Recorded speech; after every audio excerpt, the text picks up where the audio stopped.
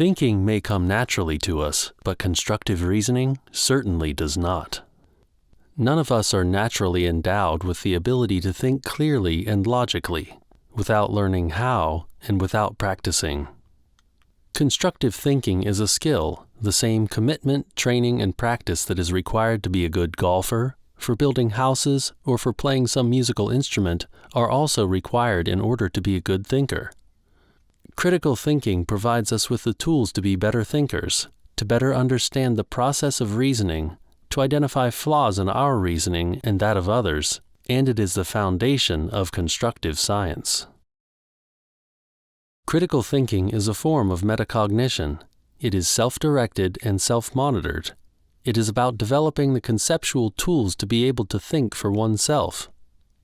Critical thinking is about trying to understand our processes of reasoning and developing standards for improving them. It is a way of thinking about any subject in which the person improves the quality of their thinking by assessing, analyzing, deconstructing, and reconstructing it to try and improve its clarity, accuracy, relevance, depth, breadth, and logical consistency. The course is broken down into 4 main sections, where we will look at the major themes of cognition, logic, reasoning, and argumentation. The first section looks at human cognition to understand the basic biological and evolutionary constraints placed on us when it comes to effective reasoning. Here we will talk about how the brain works, look at some of the central insights from cognitive science, and talk about some of the many limitations and flaws prevalent within human cognition. In the second section, we will look at logic.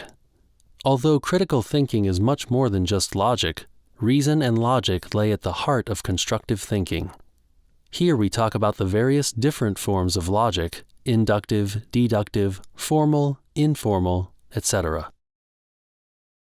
In the third section, we will start our discussion on the theme of reasoning, the process through which we take in information and use some logic to infer conclusions. We will take the process apart to understand the elements of effective reasoning. Here we will talk about the standards of reasoning, elements of reasoning, creative thinking, and more. In the final section, we discuss the important topic of argumentation, how people with diverse or even divergent opinions come to resolve their differences in order to develop new knowledge, make decisions, or reach consensus on some issue.